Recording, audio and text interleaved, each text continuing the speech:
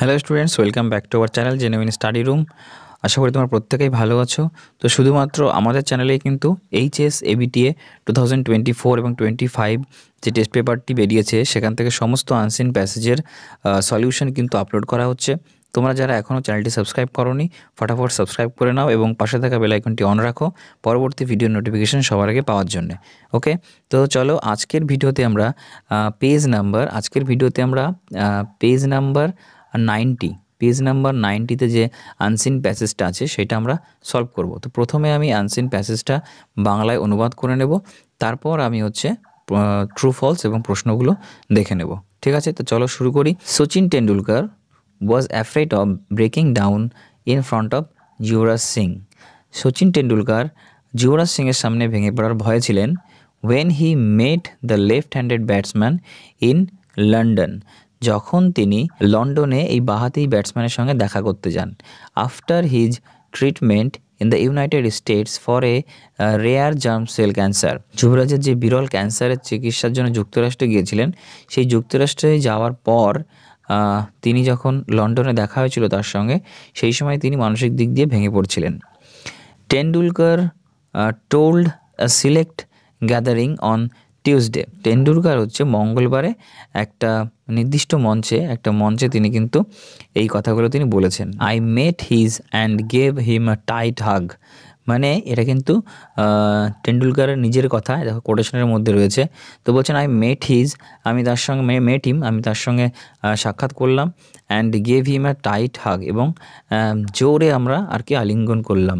We enjoyed a meal and from the way he ate, I was convinced that he is back on track. We enjoyed a meal, মানে তারা খাবার দাবার খেলেন। From the way he এট, মানে সেই রকমভাবেই যেরকম তিনি আগে খেতেন। আই ওয়াজ কনভিন্সড, আমার বিশ্বাস হয়েছিল দ্যাট যে he is back on track, মানে সে আবার হয়তো ফিরে আসছে, স্বাভাবিক অবস্থায় ফিরে এসেছেন। সেই খাবার দাবার দেখে কথাবার্তা শুনে তার মনে হয়েছিল। Tendulkar had been invited to speak during the release of Yuvraj's book.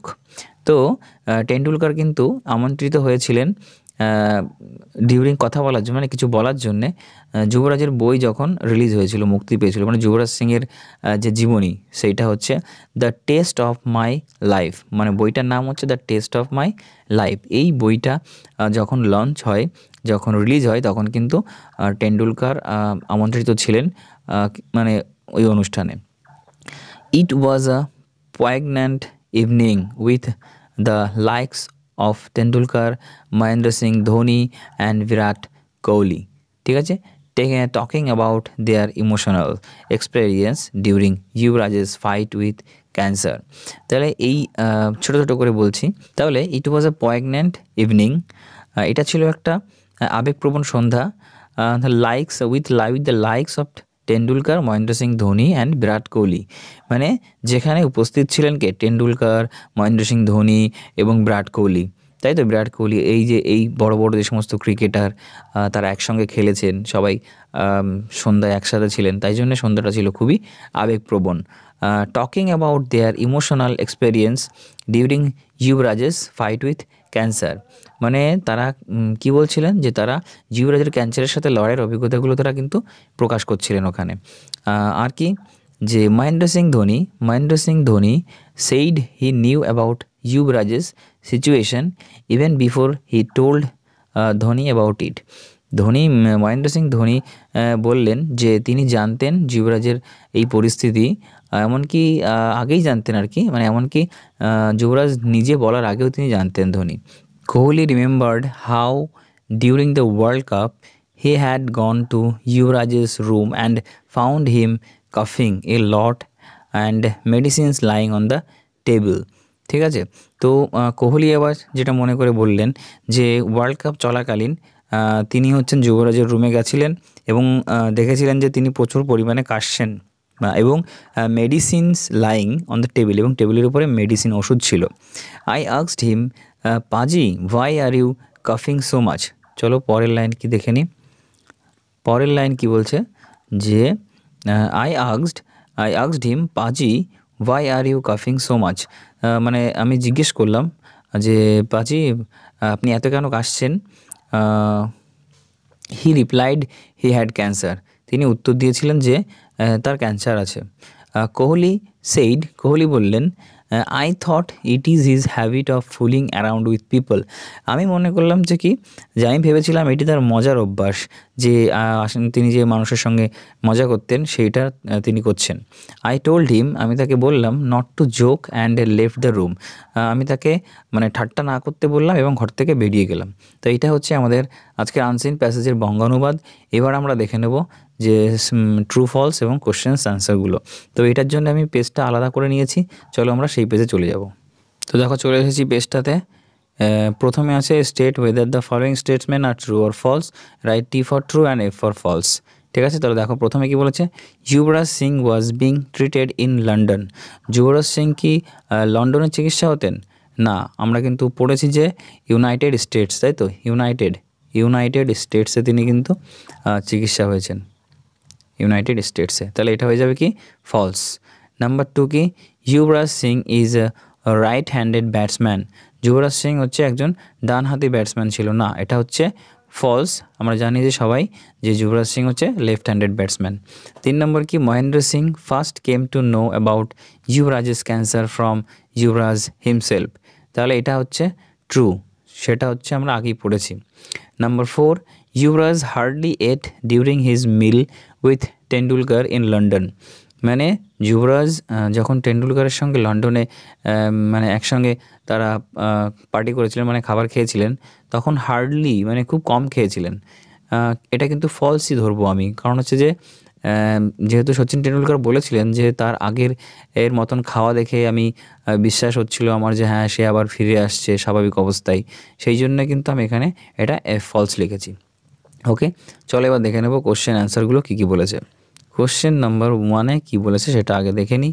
Question number 1 বলেছে, what was Tendulkar afraid of during his meeting with Yuvraj in London.